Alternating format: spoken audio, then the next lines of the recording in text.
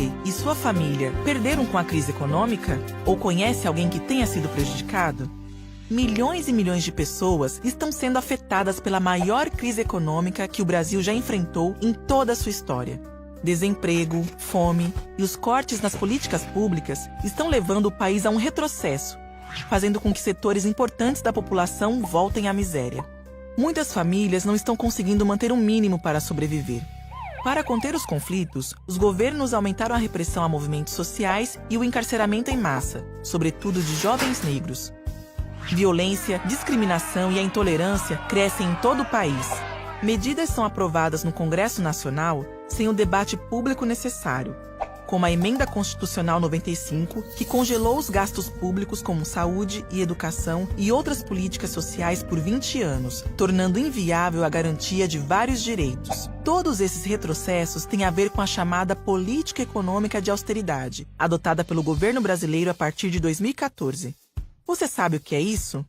É uma política que diz existir somente um caminho quando o país enfrenta problemas em sua economia: reduzir salários da população e cortar investimentos e gastos públicos com as políticas sociais. Só que a política econômica de austeridade gera um círculo vicioso. Ao cortar salários, as pessoas consomem menos.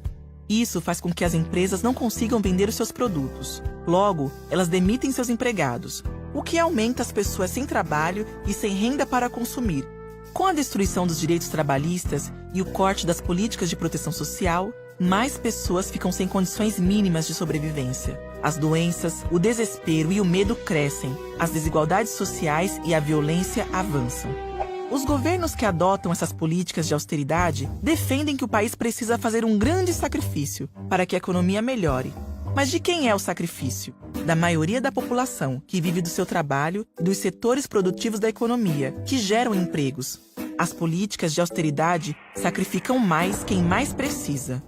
E quem ganha com isso? Principalmente os bancos, o mercado financeiro e todos aqueles que lucram com os altos juros da dívida. Mas também os grandes grupos econômicos, que querem transformar a saúde, a educação e outros direitos em mercadorias. O resultado de tudo isso é a concentração de renda, o dinheiro na mão de poucos.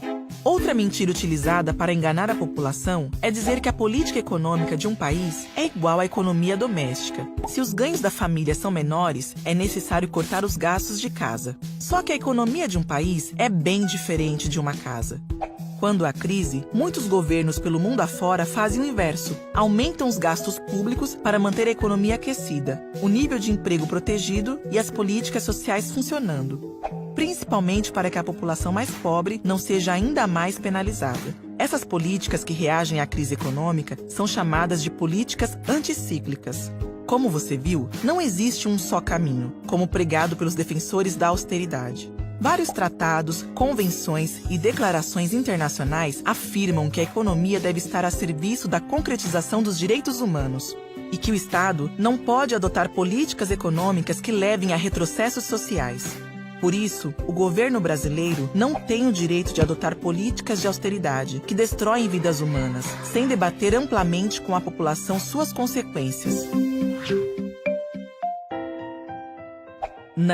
Não precisa. Há sim outros caminhos, e você, sua família e seus amigos têm que participar dessa conversa. Não se deixe enganar. Economia não pode ser um assunto somente de especialistas. Ela é um assunto de interesse público, de todos nós. Converse, reflita e questione. Você faz toda a diferença para o Brasil mudar.